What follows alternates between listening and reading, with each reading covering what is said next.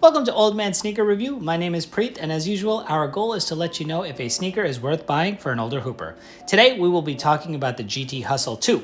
This is the replacement of the GT Run, which is part of the GT series, which is the replacement to the Hyperdunk series, Nike's former non-signature flagship basketball sneaker. These sneakers came out in December of 2023 and cost $170, which is quite expensive. Now that it has been on sale for some time, I was able to pick these up for $85 during one of Nike's big sales. I've actually seen on social media that some people have found these at their local Nike factory outlet for under $50. This specific colorway is the Christmas colorway, which is quite festive. It's not my first choice, but it's a nice looking shoe overall.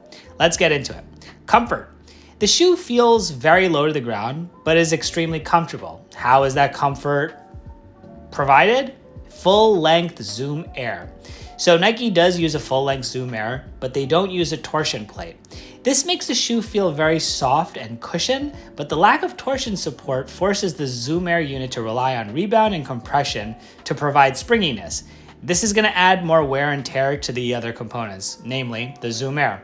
This is unfortunate and unacceptable for a $170 shoe. This setup is aimed more towards impact protection, which was evident since my feet felt wonderful after my hoop sessions. Weight.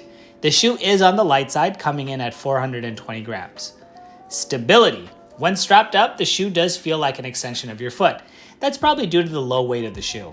The lacing is wonderful, easy. The tongue is one of my very favorites. It's this thick neoprene feeling tongue. It reminds me of the LeBron 21, but it's not as jagged on the edges. It's really soft. It's nice and wide, so it really allows you to crank down the laces. So you get really great lockdown.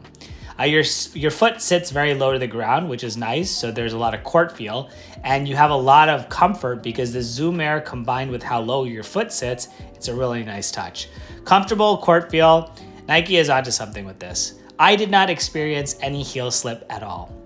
I did watch a few videos of people complaining about instability on the shoe, but I didn't feel any of that. I felt like when you put your foot down in the shoe and all that weight compresses the traction, I didn't really feel any instability.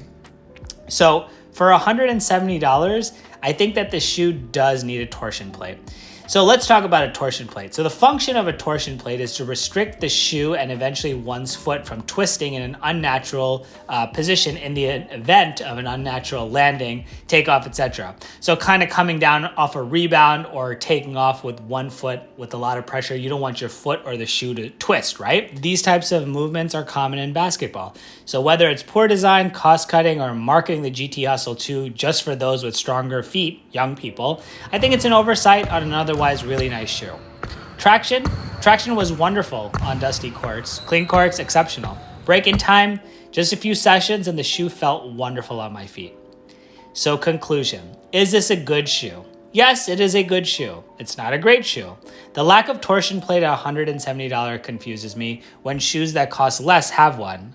Nike needs to be super confident that the Zoom Air is sturdy enough to restrict lateral twisting, or they're selling us short. But we know that that isn't the case because there are other full-length Zoom Air shoes with torsion plates. KD15 is the most recent one that I can think of. So is it likely that your foot is going to land in such a way to twist your entire shoe? Or is your foot so strong that it's going to exert such force to twist your shoe? Probably not. But as a consumer, you should be informed that this shoe at $170, which is on the higher end of the market, is not built as maximalist as it should be. Could you get an orthotic to save this problem? Yes, but I am one of those that believe you shouldn't have to pay more to fix Nike's mistakes. Is this a good shoe for an older hooper? If you have strong feet, it's wonderful. Even then, I think that as we get older, our feet get weaker, and if we're paying a premium price, we should expect premium components. So as an older hooper, I cannot recommend this shoe. That's all I have for today. As always, stay hooping.